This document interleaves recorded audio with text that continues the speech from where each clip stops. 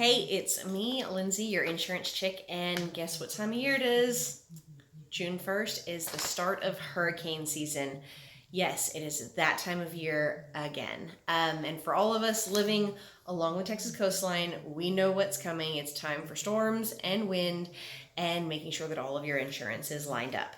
So, first and foremost, make sure that you have a disaster preparedness kit for any kind of emergency, whether it's hurricane, fire, tornado, hail, windstorm, freezing, it doesn't matter. You need to have an emergency preparedness kit at your house. I recommend keeping it in a safety deposit box or a fireproof, floodproof, steel-proof safe.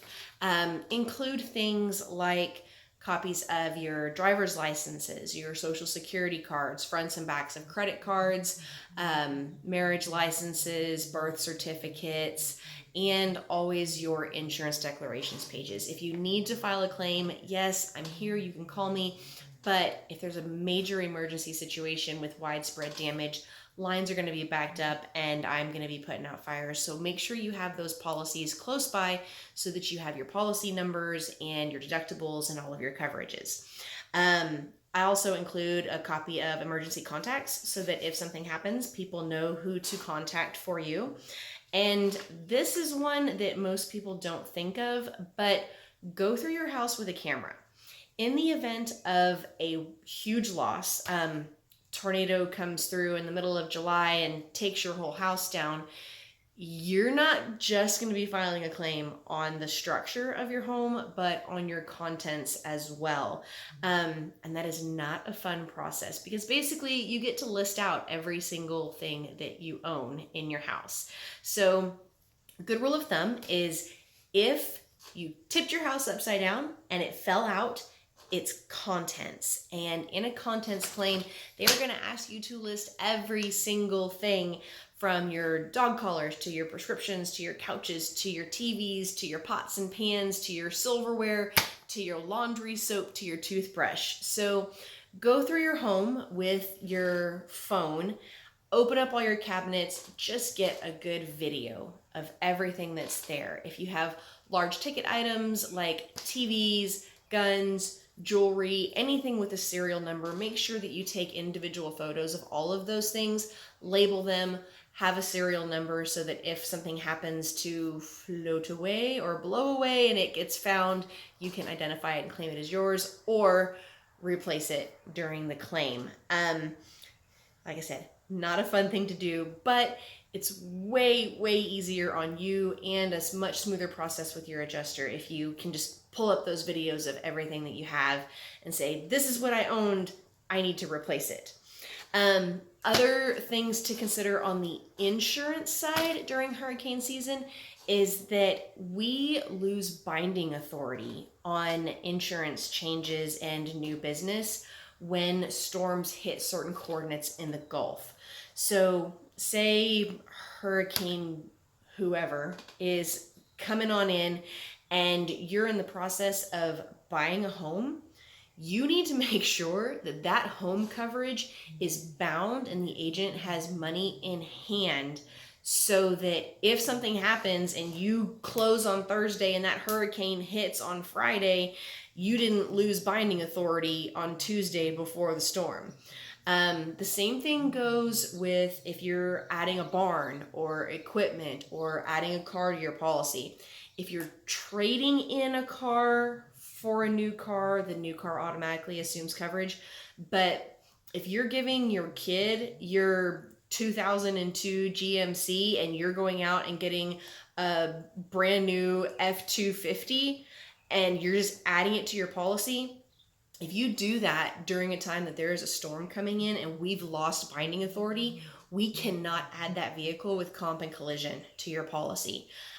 We also can't just add comp and collision deductibles to a liability-only vehicle. So if there's a storm coming, make sure that any insurance changes you need to make are made well in advance of that storm getting close to the Gulf, because once our binding authority is shut down, we cannot make any changes to your policy that add any kind of physical coverage.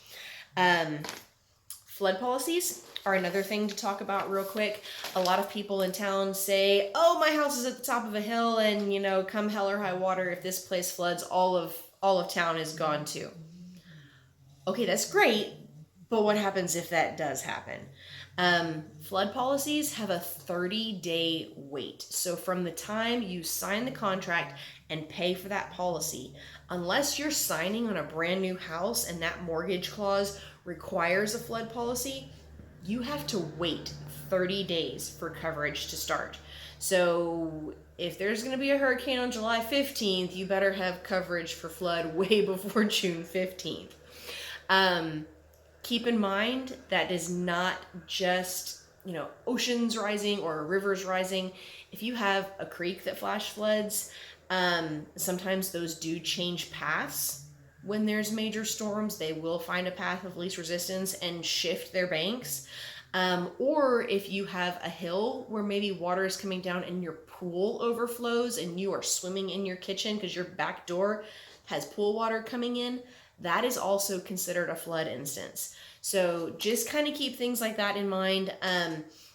Flood insurance is honestly so cheap that even if you're not in a flood zone, I recommend you have it, because most of the time it's only a couple $100 for the entire year, and it's better safe than sorry.